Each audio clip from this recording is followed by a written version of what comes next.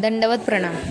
अळसपुरी प्रति गृही क्रीडा पुरीला घरोघरी खेळ क्रीडा. श्री प्रभू अळसपुरी विजय करती, श्री प्रभू अळसपूरला जात. तेथ घरोघरी क्रीडा करीती, आरोगणा करीती. तिथं घरोघरी खेळ क्रीडा करीत आणि प्रत्येक घरी आरोगणा करीत. पिता यावरी पौड स्वीकरिती, बाज गादीवर झोपत. श्रीमुकुट विचरिती, श्रीमुकुट म्हणजे केश कडा विचरत. देवडा प्रति प्रतिमेशी खेळू करीती, देवडामध्ये देवीच्या प्रतिमेशी खेळ करीत. उतरंडी उतरविती, उतरंडी म्हणजे काय हे आपण मागील लेड्यामध्ये बघितलं. तर ती उतरंडी खाली उतरवत. साकपाक चाकती, साकपाक चाकीत आणि भोजन करत. ते क्रमे रचिते आणि पुन्हा जशी उतरंडी होती तशी ती रचून देत. ऐसे रुद्धपुरीची या परी खेळती, जसं रुद्धपूरला खेळ क्रीडा करायचे तशी जसरपूरलाही खेळ क्रीडा करीत असत. उतरवाडी अंदाग्रही आरोगण, उतरवाडीला अंतजाच्या घरी भोजत. गोसावी अळसपुरासी विजय केले, श्री प्रभू अळसपुरीला गेले.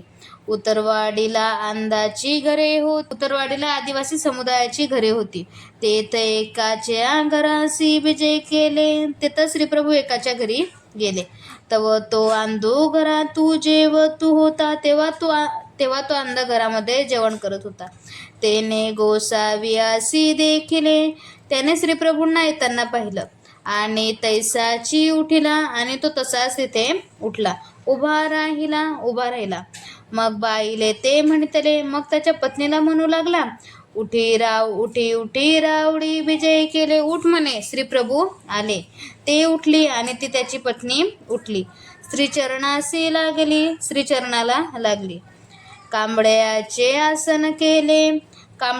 आसन केले. गोसावी आसनी उपविष्ट झाले, श्रीप्रभू आसनावर बस. मग उतरंडीचे तांदूळ काढले.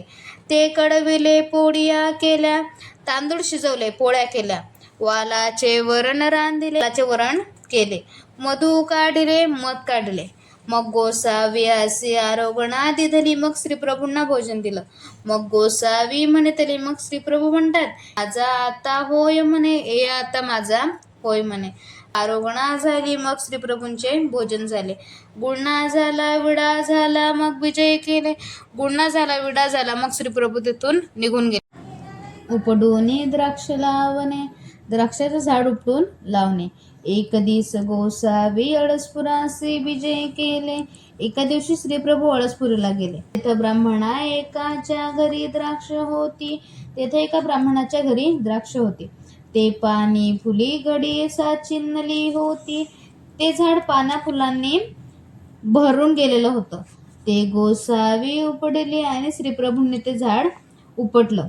घरची म्हणतले आणि घरच्या लोकांनी म्हणितलं, ऐसे काही केले रावडो, तुम्ही हे असं काय केलं?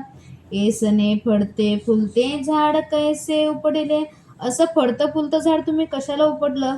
येत का येत न या का, येतं कशाला येता, येथे येत नका जाऊ, असं त्यांनी श्रीप्रभूंना म्हटलं.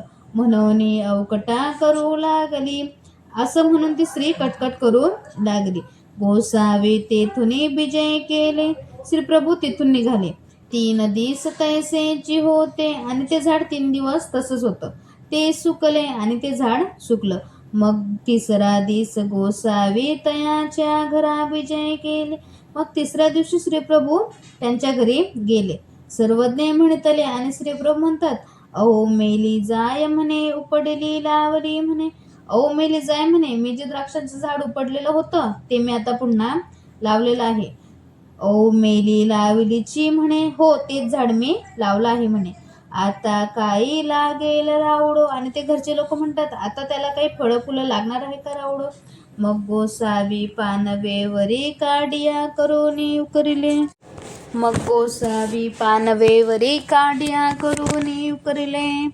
मग श्रीप्रभूंनी अंगणातील रांजणाजवळ सांडपाण्याजवळ काडीने उकरून छोटासा खड्डा केला.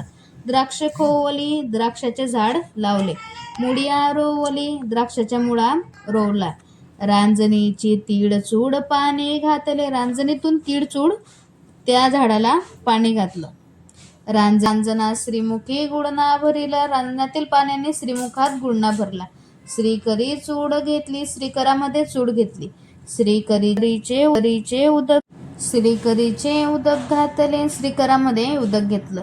गुडुरा घातला घरच्या म्हणतले, घरच्या लोकांनी म्हटलं, असो द्या हे वाळले आता काही लागेल. असू द्या आता हे वाळलेलं झाड काही लागणार आहे का. मग गोसावी तेथून विजय केले. मग श्रीप्रभू तिथून मग तरी दिसी सावेळीची पाहती. मग दुसऱ्या दिवशी सकाळी सिद्ध पाहतात, तव पाणी फुली फळी अधिक साचिनली असे. तेव्हा ते झाड पाना फुलांनी अजून साचलेलं होतं, म्हणजे त्याला पाण्यापुढे हे लागलेली होती. मग तेही म्हणतले. मग घरच्या लोकांनी म्हटलं, रावडी माया रावडी बापू रावडी ईश्वर राऊड करती ते काही नव्हे. राऊड माया आहेत, राऊड ईश्वर आहेत, राऊड जे करतील ते होणार नाही का. अशी स्तुती करू लागले, अशी स्तुती करू लागले. मग गोसावी रुद्रपुरासी विजय केले. मग श्रीप्रभू अळसपुराहून रुद्रपूरला गेले. दंडवत प्रणाम.